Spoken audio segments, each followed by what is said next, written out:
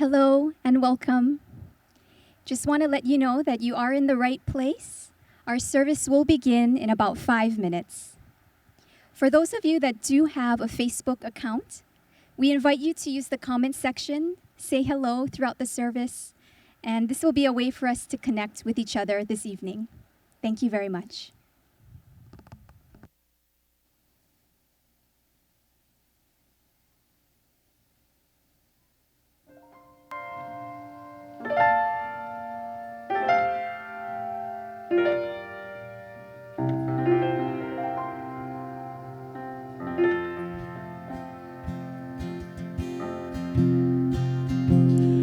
I saw you in my dreams. We were walking hand in hand on a white sandy beach of Hawaii. We were playing in the sun.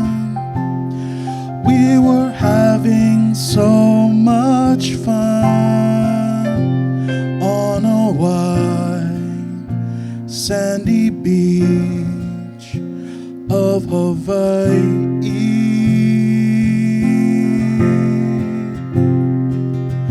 Sound of the ocean soothes my restless soul. Sound of the ocean rocks me all night long. Oh, those hot, long summer days, lying there in the sun on a white sandy beach of Hawaii.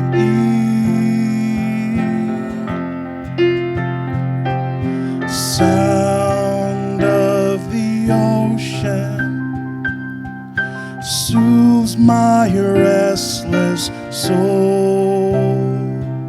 Sound of the ocean rocks me all night long.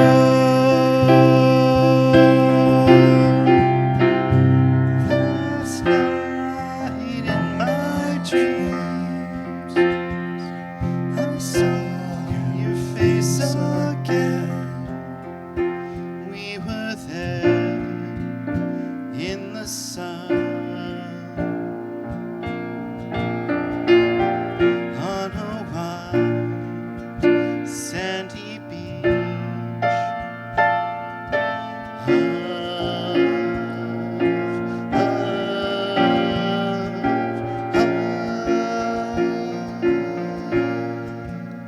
of Hawaii. On a white sandy beach of Hawaii.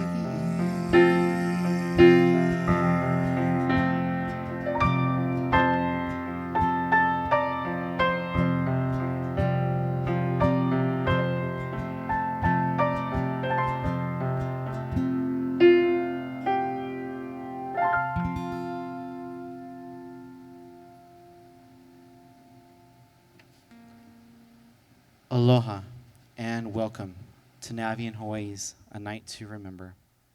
Before our official opening, we would like to share with you a gift, a hula offered by Bernadette Park, one of our longtime Navian Hawaii volunteers. She'll be sharing the version, Raiatea Helm's version of Ku'ule Poina Ole, the translation being My Lei I'll Not Forget. It tells of a love that I have for a flower, or a lei, a garland of flowers.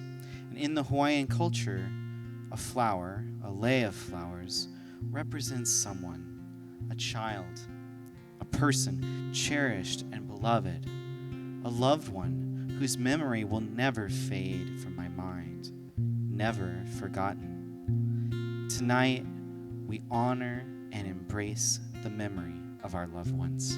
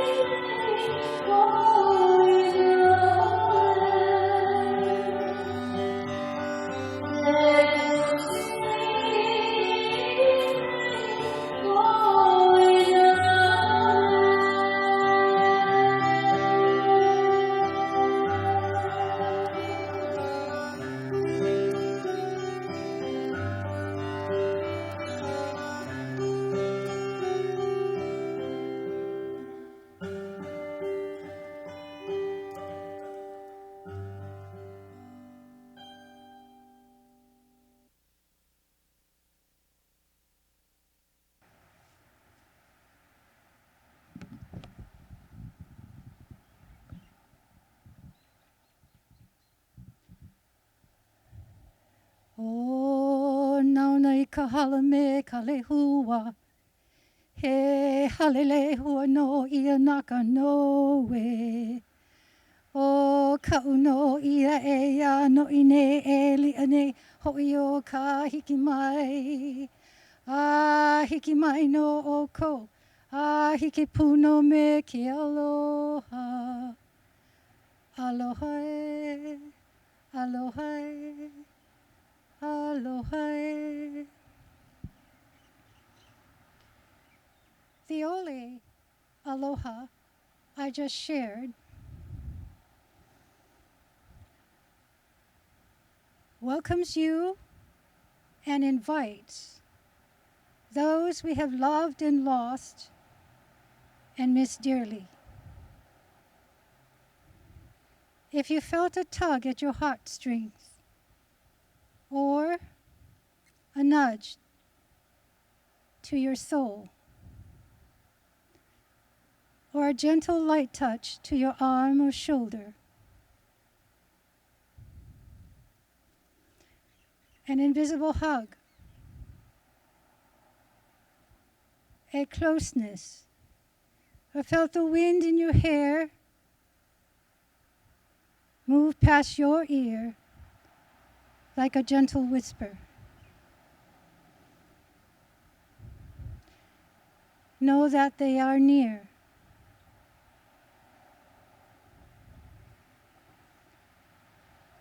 And they have arrived with aloha.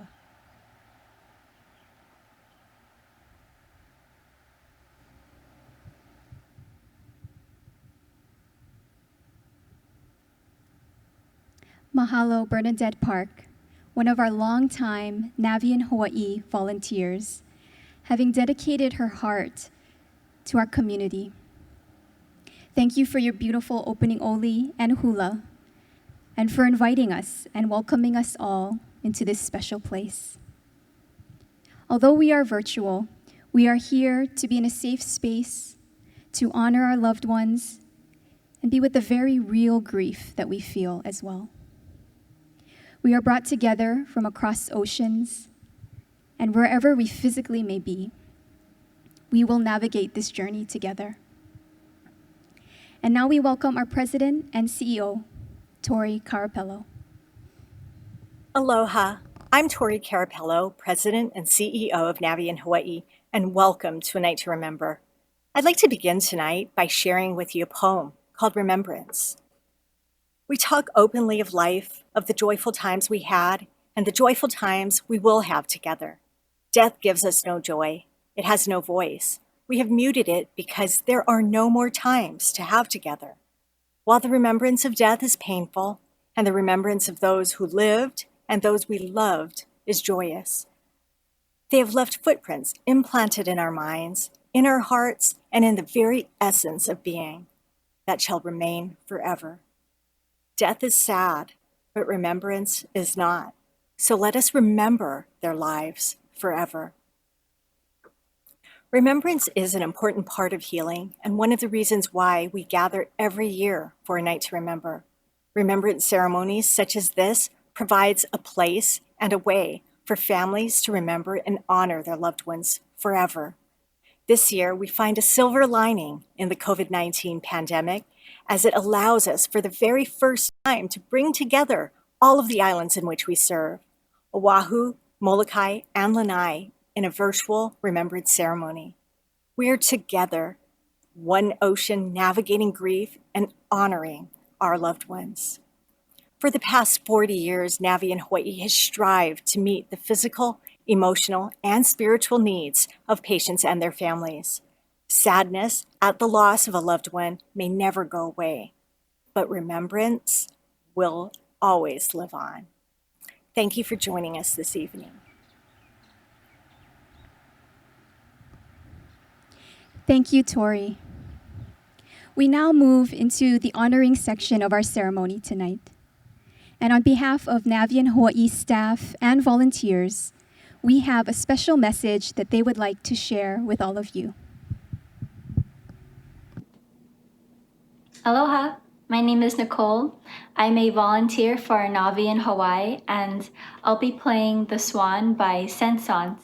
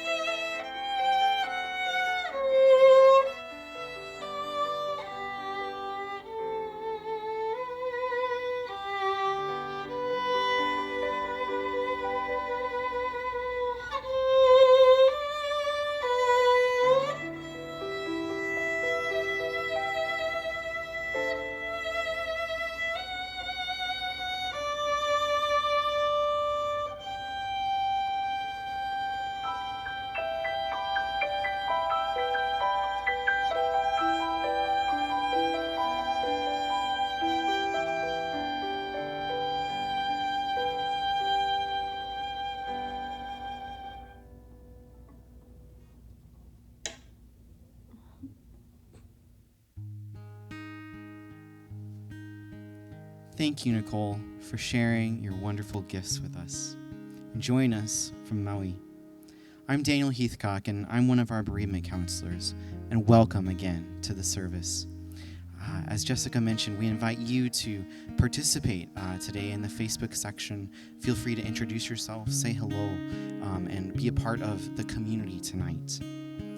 While we couldn't squeeze it all into that video, I know that every single person would want to share with you what a privilege and honor it is to be there to care for your loved one, to join you today in honoring them now.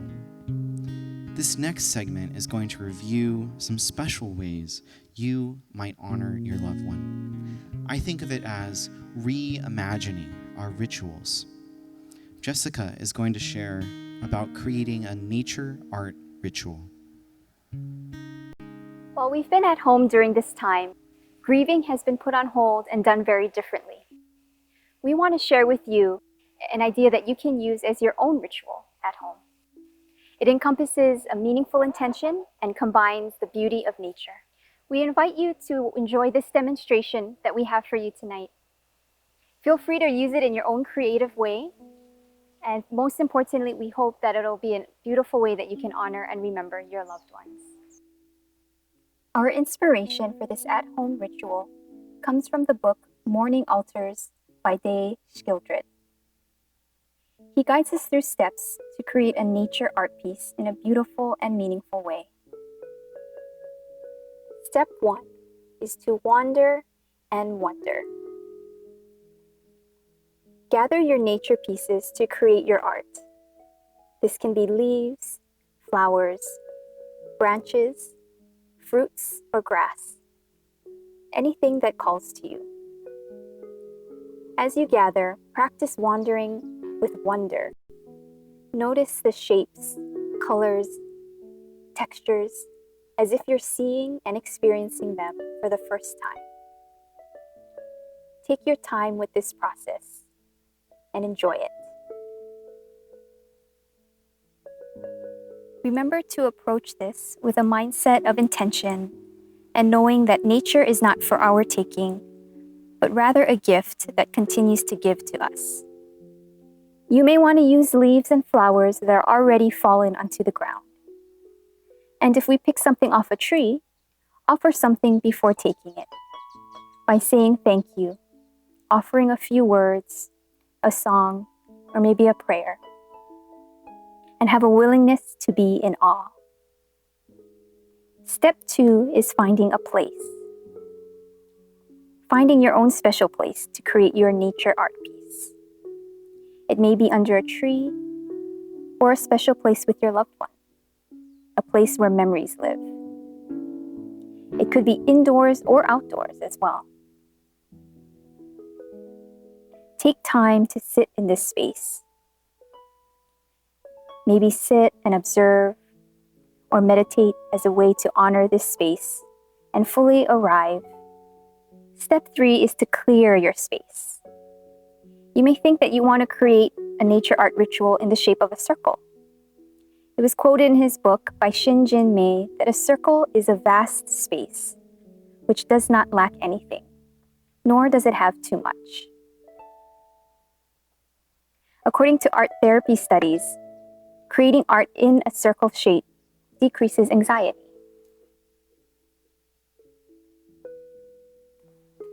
As you do this, set your intention and honor for your loved one.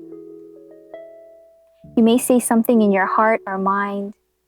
You may want to write something down on a paper or in a journal, or feel free to speak out loud.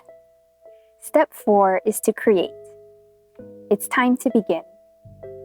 Let yourself be free. Day writes in his book that it's not about creating a beautiful product, but let the process unfold beautifully. You may want to start from the center or start from the outside, whatever calls to you. Continue to place your gathered pieces of nature together, and you will start to see a creation coming together. Remember, there is no right or wrong way to do this. Anything we create to honor our loved ones will be unique. Step 5 is called gift. We invite you to think about what moment are you honoring and remembering? And to who do you offer this beauty to? You may want to let this be a gift to your loved one. This may be a gift to yourself and your own heart. Or this can be a gift of the present moment, and all the moments before this, and all the moments to come. Step 6 is to share. We invite you to think, what would you name your nature art piece? Would you give it a title? Feel free to record what you created by taking a photo, writing down and reflecting on what this process was like. And you can share it with those that you feel safe and who you trust. And the final step is step 7, to release. Day writes in his book, "Is not the impermanence the very fragrance of our days?" You may be called to leave your creation as it is, or gather it up and release each piece back to a special place, like the ocean. Or you may want to release it naturally with the wind. Either way, let the message carry forth in a new existence.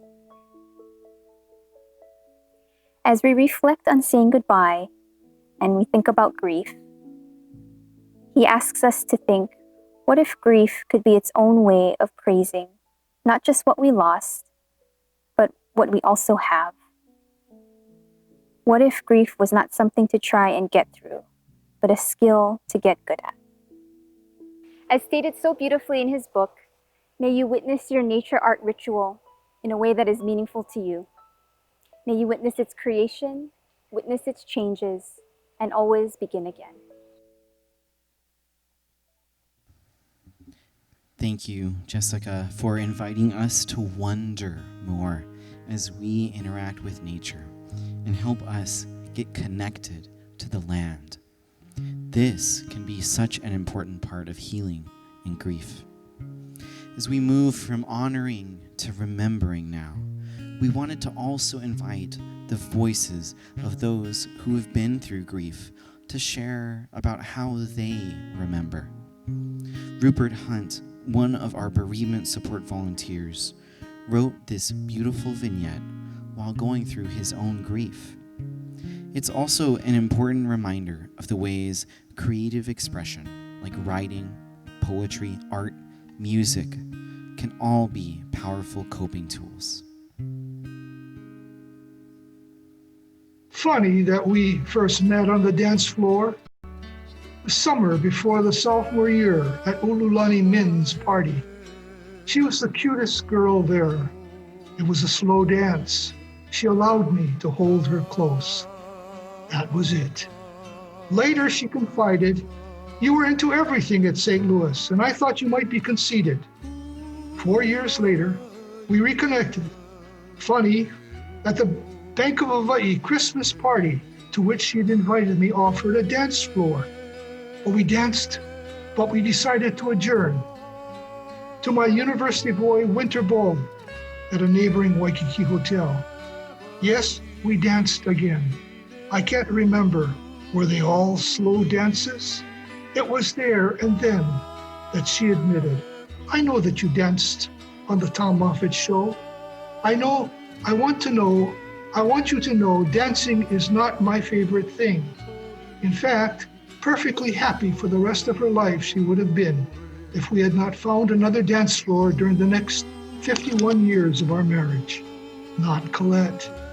Every opportunity she would take to dance with me, fast songs and slow. It didn't matter. She learned all of the steps, not by watching others, nor by taking lessons. Not Colette. She took the time to acquire a sense of my moves, both the predictable and the plenty of the latter. So yes, she learned to dance into the night for the rest of our lives.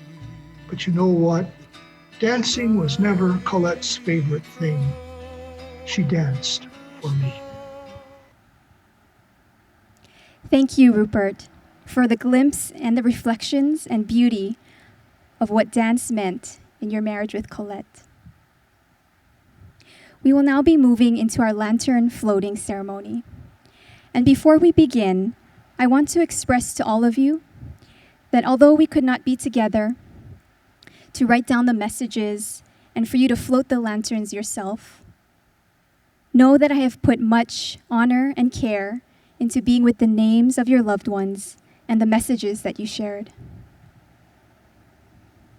In writing them down on the lanterns, I did so with deep intention.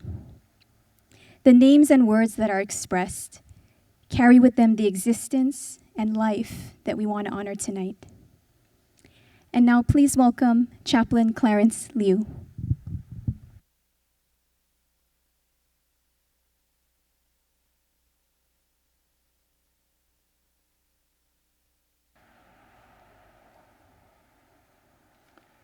Aloha, everyone. It's my pleasure to be with you this evening. We've had a few changes in what I was going to do, so I'm doing now the audience participation. And I really invite you to join me this evening in a practice. I'm going to teach you a hospice practice that really helps when you are experiencing grief and aloneness, but it also helps to bring us together.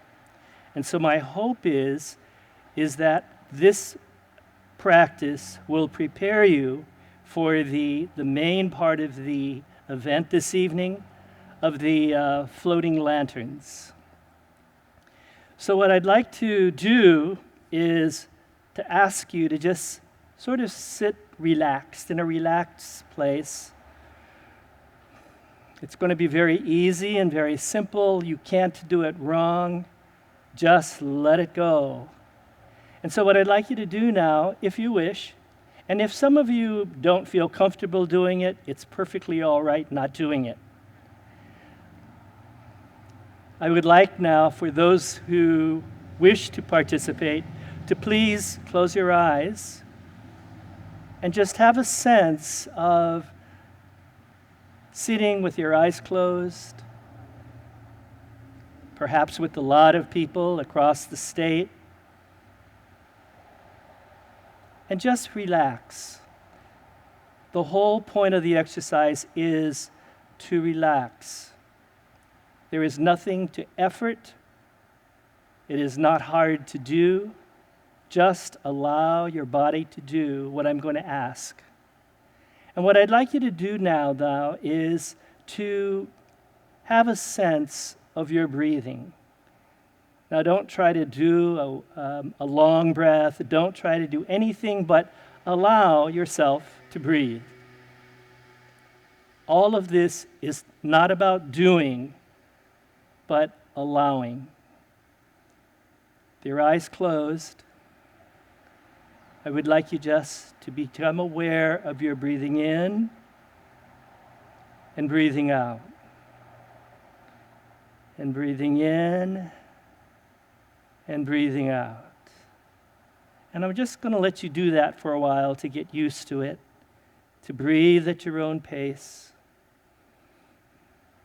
And again, there is no efforting. Don't try. Just allow yourself to breathe.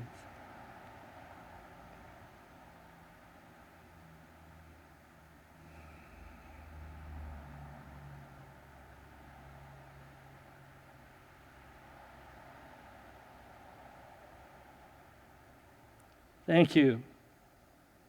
And now I'm going to give you the last instruction. I'm going to ask you to do what we did before. I'd like you to now close your eyes and begin to breathe at your own pace and allow your breath to just breathe naturally. And the final thing, the instruction that I will give you is, what I would like you to do is to really just focus on your breathing in and breathing out. And breathing in and breathing out. And whenever you become aware that you're thinking,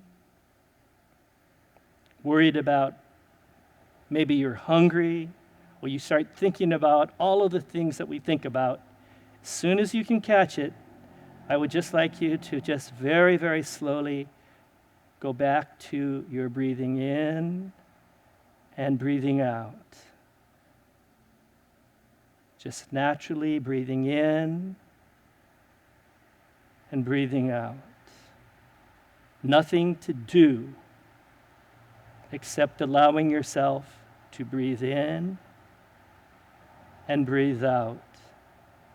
And when you become aware of being distracted or feeling itchy somewhere, and now you're going to feel itchy, just to very gently return your focus to breathing in and breathing out. And breathing in and breathing out. I'm going to be quiet for a while. I'm going to allow you to do that for a few minutes.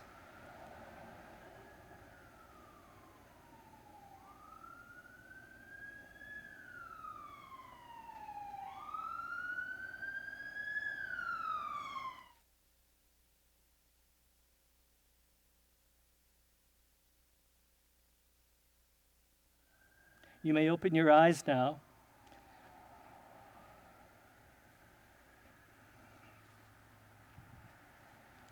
One of the ways that I feel very, very strongly about is so often we become very, very afraid when we start to think about our loved one or think about memories.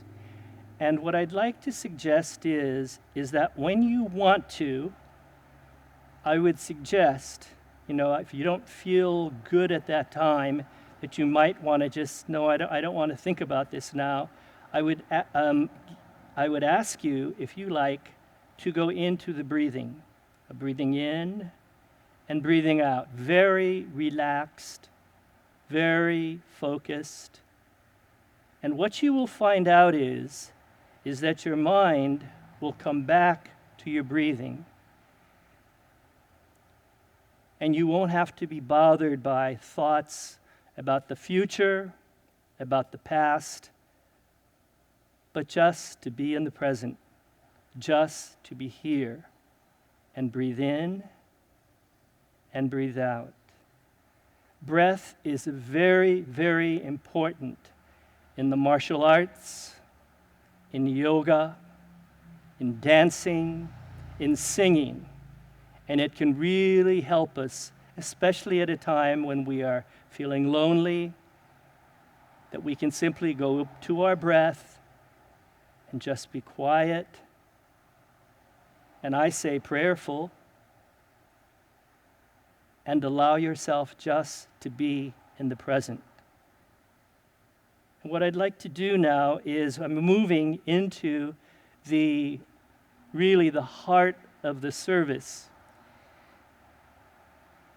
I'm going to read a very short quotation, and it comes from a song called The Anthem. It was sung by Leonard Cohen. And as we begin to open our hearts, our minds, allowing those that we love to be a part of us right now, beautiful memories, perhaps some sad memories, but just allow our loved ones to be with us. And here are the lines to Leonard's song.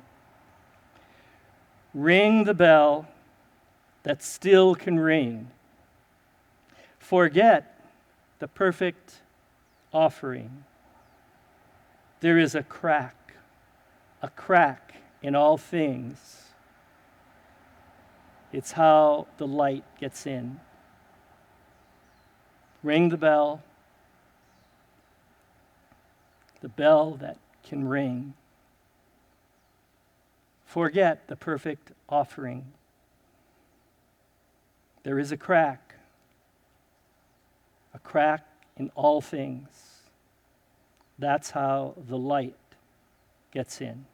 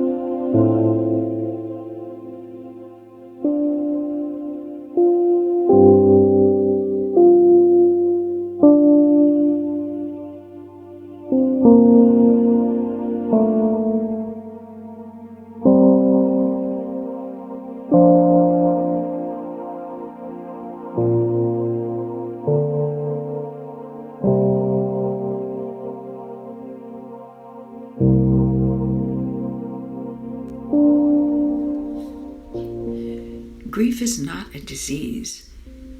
You try so hard to please. You wander around a sore spot. It's your spot. Sometimes there's comfort, sometimes there's pain. Sometimes you feel you can hope again. Sometimes you stumble, sometimes you balk, sometimes you whisper, sometimes you talk. Sometimes you weep till it never will end. Sometimes your silence can't find words again.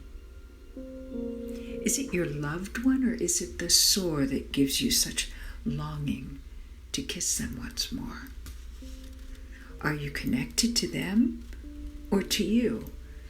Remembering the memories is just what you do to keep them here now.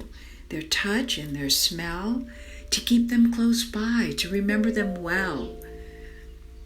And then you forget stuff, and that makes you sad. You begin to forget stuff, and that makes you mad. You cannot forget them, their smell or their smile. You cannot forget how it took you a while to build all the trust and the love that you grew, to be close and to like them, and for them to like you.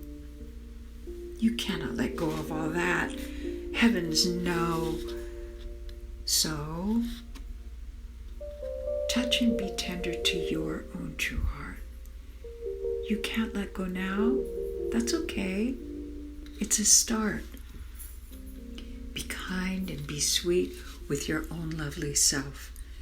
You are good. You are perfect, with a spirit and health that is deep and is nourishing all that you do. Grief is not a disease. It's just moving through you.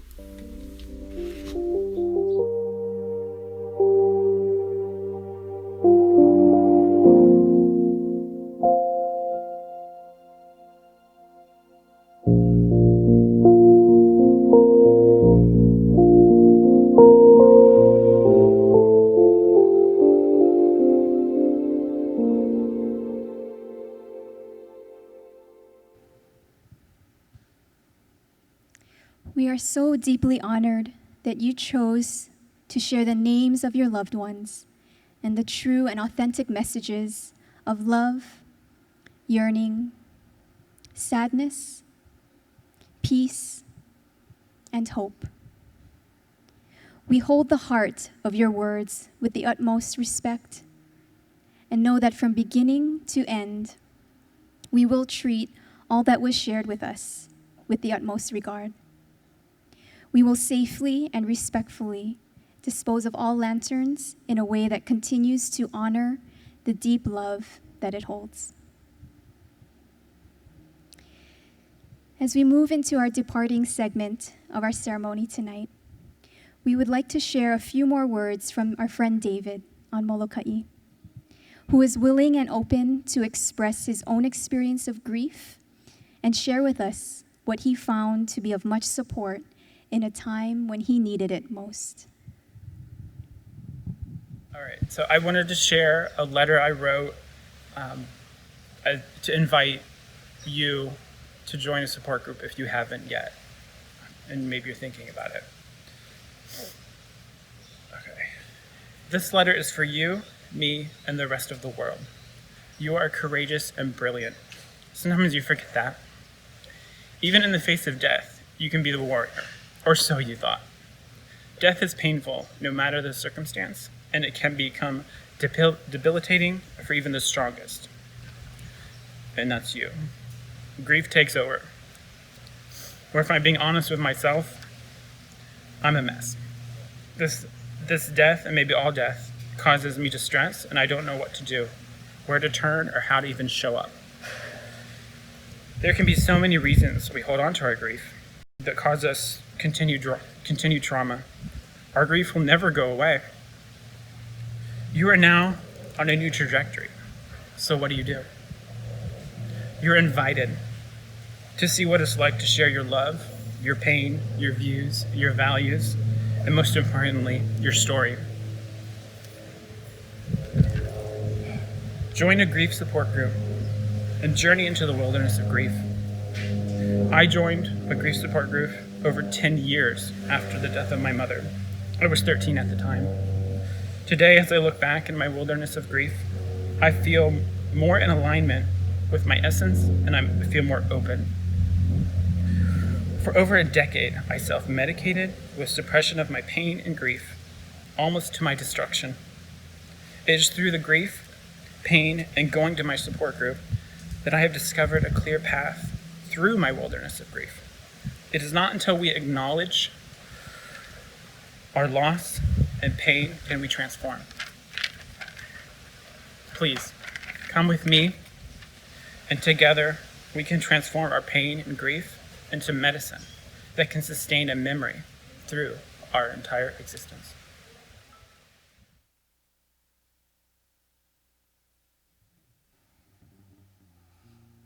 Thank you, David, for sharing such a personal and vulnerable letter. It's a great reminder that we do grieve as a community, that building support is critical. We at Navian Hawaii do offer support groups for that very reason. They are still meeting. They're meeting now on Zoom, and they meet once a month. We also offer individual counseling. We recently have a very special offering. We have a special donation of 20 avocado saplings. They were given specifically for grieving families to plant in remembrance of their loved one. If you would like a free grief sapling, a free avocado sapling to help you in your own grief journey, please let us know. For information about this or counseling or support groups or any of our services, please visit our website, send us a note or an email at bereavement@navianhawaii.org.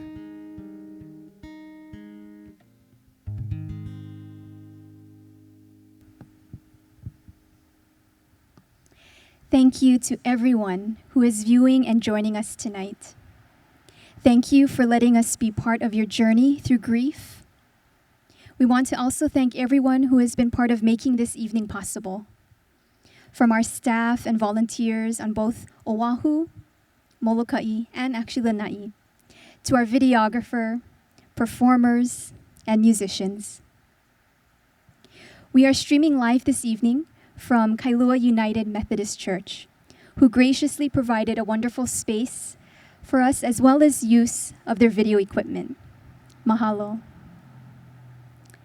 Because everyone's support, we have been able to be creative in a new way, to connect all of our hearts, and continue to having a meaningful, shared experience together. We are coming to the conclusion of our memorial service this evening, and we close with another beautiful vignette from Rupert Hunt, titled Throwing a Kiss Goodbye to Her Favorite Parlor Chair, followed by Hawaii Aloha. Thank you again for joining us this evening. Know that you are all in our hearts. We look forward to the day when we can all be together again in person. Mahalo. Recently returned from our last trip to Minnesota, each ankle cast-bound, more than a dozen cracks held together by a scaffolding of metal rods and plates. Colette adopted a fellow survivor, a powder blue side chair, originally one of a pair. It sat to the right side of the sliding glass door in the parlor. She would hobble to it every day, enthralled by the comfort of its familiarity. Colette was the mother of understated class. Facility, not style, dictated her every choice. Because of her disability, and because I wanted to do for her everything during our retirement by myself, I would run all the errands. So after I gathered all of my travel tools, wallet and keys, handkerchief and cell, and performed my final checklist review, I would open the front door and turn around to throw a goodbye kiss to Colette before exiting. After she passed, I continued this self-satisfying practice, throwing a kiss goodbye to her favorite parlor chair, probably for 6 months. Every day it lasted.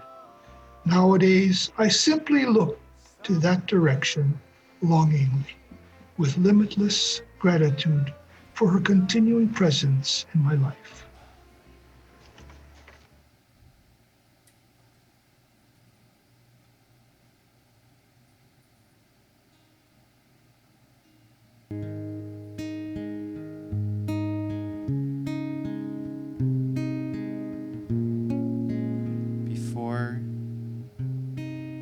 First, thank you, Rupert, for that powerful vignette and that wonderful imagery. I feel like I'm really there with that imagery. Such a beautiful thought. Before we join together in our closing song, I'd like to share one last mahalo. Jessica Ando helped to plan and design tonight's service. Jess has been one of our bereavement counselors and team members at Navian Hawaii for nearly 10 years. Tonight, she joins us as a part of our Navian Hawaii Ohana, but in a new role as a volunteer. We thank her for the many, many contributions both to tonight's service and to our community at large. For our closing song, let's join together and sing Hawaii Aloha. I invite you to sing at home. I invite you to sing out loud at your home, and it may be a little bit awkward, but that's okay. There's something really special about knowing that we are all singing together at the same time.